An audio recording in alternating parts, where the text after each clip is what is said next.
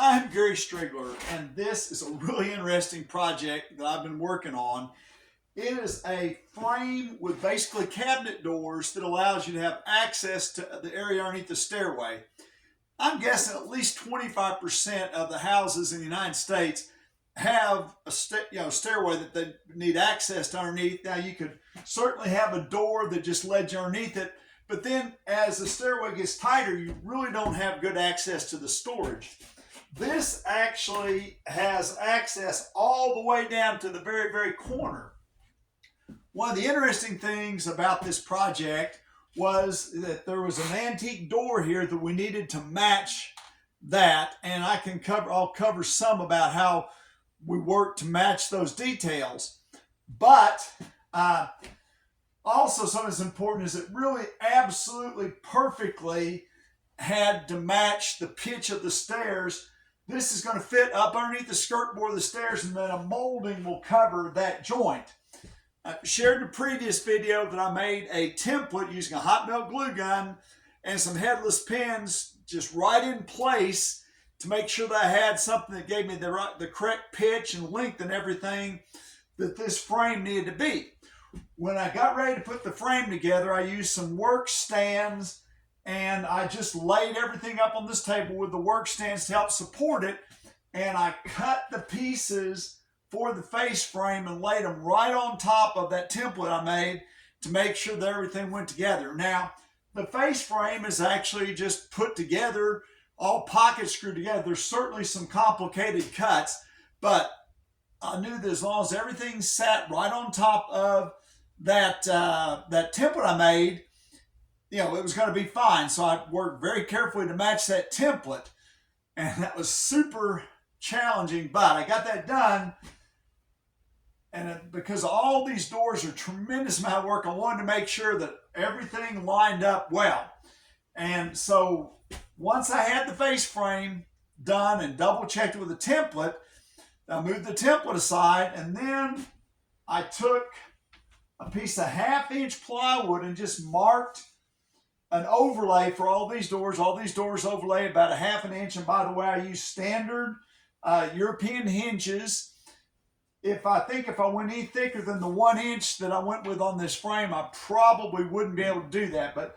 And I did also put, like, this door has 4, I think that one has 5, because these are pretty heavy. The reason that I needed to use the 1 inch thick material was to be able to match as closely as possible that look on that door, which had the molding, a fairly thick molding that was right almost flush with the face of the door and a raised panel in there. So this is kind of the anatomy of that door profile.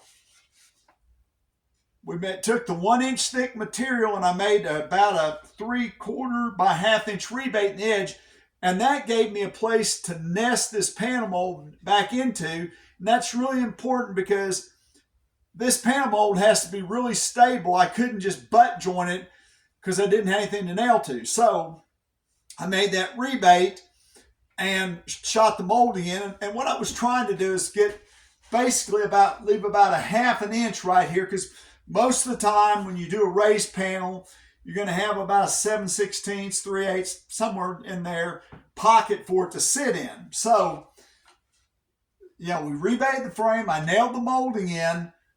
We cut the raised panel and put them in from the back. And then there's a small molding that's also got a rebate on it that holds that panel in from behind.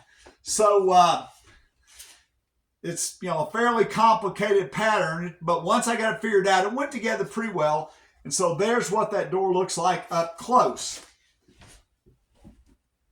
But there is kind of some challenging things. I mean, these cuts are extreme compound, I guess you'd call them compounds cut. There's another name that we call those, but I'm not going to share that right now in this video. Anyway, I had to make sure that I was able to really accurately make those cuts, not only on the molding, but also on the doors themselves. And so I made a jig for that. Before I get to that jig real quick, I want to backtrack for just a second.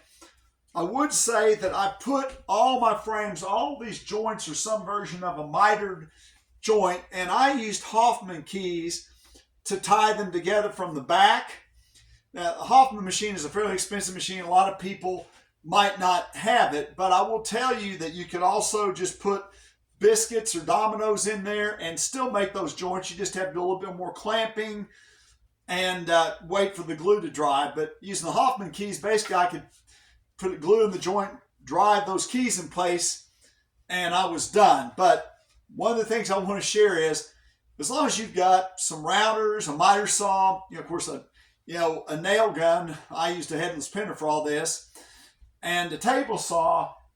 You can make this. So this is something about anybody can make. You might not be able to custom make this molding. You just have to buy a molding, but the chances are also pretty good that you're not going to have an antique door right there that you need to match. So really, it's pretty approachable. Okay, now what I need to do though is get over here and show you the tricks that I used to make that really compound cut safely and fairly easily. So I'm going to start another video on that and show you the jig that I made and how I made those cuts.